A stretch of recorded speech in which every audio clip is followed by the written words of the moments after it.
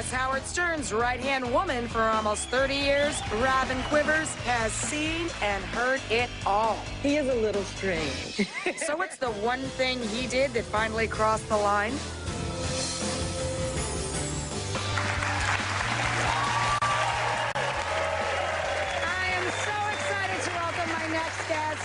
She's one of the most famous female radio personalities. She's one of the most famous radio personalities, period. And she is definitely my type of woman. She says what she thinks, and she is the co-host of The Howard Stern Show. One of my favorites. Please welcome Robin Quivers.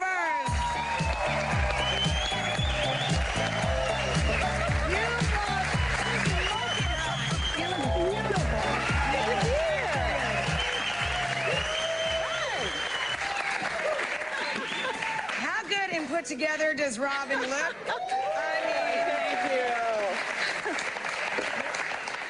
you. You know, first of all, welcome, welcome, welcome. Thank you. It's good to be here. I love having you here. I listen to you guys every morning. Aww. We're such fans of yours for many, many, many years. Well, thank you so much. And, you know, you've worked with Howard for 29 years now. Yeah. Can you believe that? I want to know, do you remember the very first time you saw Howard behind a mic and what your thoughts were? Well, we met before we had a dinner, and he didn't have a voice. So I thought he'd be taking over, you know, all of the entertainment because he was this talkative guy. And I wound up having to do all the talking at the dinner because he didn't have a voice. So I didn't know what to expect. It was like, this guy doesn't even have a voice. We're going on the air in the morning. And he sort of croaked his way through the first program. And I discovered later that was a routine, that whenever we started something new, he would lose his voice. Whenever something surprising was happening, he would lose his voice because he is a little strange. He is a little strange. Now, honestly, we are all here really long days. I'm sure over 29 years, there have been times where you've stepped on each other's toes. Of course. Can you remember, I mean, you play a lot at it on the air, but can you remember the longest grudge you ever had with Howard?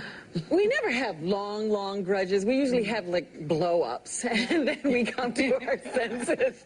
And the first time, you know, I've always wanted to sing. Yeah. I love singers, and you know, like, they're just my favorite, and if I could do anything in the world, I'd be a singer. Yeah, if you could have a superhero talent, you wouldn't want one, you'd want to be a singer. And we have separate studios, so I would go into the studio, and at the time we started working together, we played music. So I'd go in, and one of my favorite songs would be on, I'd slap on my headphones and just sing to my heart's content. And they were always trying to catch me, you know, like put the mic on while I was doing it, and they couldn't. So one day, Fred snuck a recorder under my desk, and I went in and I did my thing, and I was singing and carrying on, and as soon as we got back on the air, they were like, hey, we have something to play for you, and it was awful. It was so, and I cried. It hurt so much that I cried, and I was like, you people are the cruelest human beings on earth.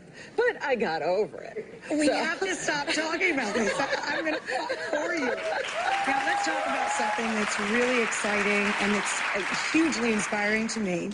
Robin has been training very hard for the New York City Marathon. So impressed. We thought it'd be really cool to see her get fit and see her behind the scenes in action. Check her out. A couple of years ago, if you had told me I was running the marathon, I would have said, you're absolutely out of your mind. 5:30 a.m., 4 days a week.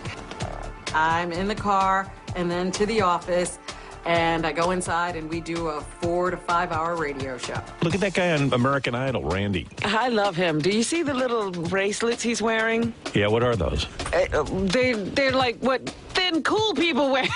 And as soon as I leave that show, my days go, go, go. Off to my workout. I run, I do a lunch meeting, meet with producers. Where are we? There's 24 hours in a day. You gotta be doing something with every minute. And I just don't know how to sit around and do nothing. I wasn't this person before. First of all, I was 80 pounds heavier. Didn't like the way I looked. I didn't like the way I felt. I was sluggish, I was tired, and I didn't enjoy my life. And I became a vegan. I made that decision about 4 years ago. I've got some Brussels sprouts, some peppers. I've just flipped that coin, and I'm the opposite of all that. I love my life, I love how I feel, and everywhere I go, the first thing I hear is, Robin, you look great. If I wasn't on this diet, I don't know that I could run the marathon. Today I'm going for 6 miles, and if it was only 6 miles, I'd be happy with this completely. It's the longer mileage I hate. I am not a runner. It's not something that comes naturally to me. It never feels good. I wanted to show what can happen to people when they think they're losing a step. I could hardly walk 2 blocks a couple of years ago, and now I'm running a marathon.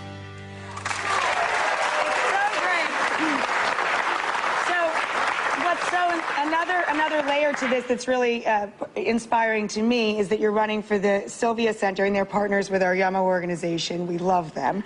And the Family Cook Productions. Explain. Absolutely. I started my own foundation, the 15 Foundation, which can be found at 15foundation.org, and you can learn all about the organizations I partner with. And my goal in doing that was to support organizations that I found who had wonderful programs, who had solutions to the problems we see today, and to give them some attention, help them raise some money, and let other people know that they exist. Because I was getting so cynical about life with all of the arguing and politics and all of the problems we have, and the news is constantly telling us everything that's wrong. And I said, I got to go find some people who are doing it right. I will be rooting for you. I'm sure all of you will. Thank you.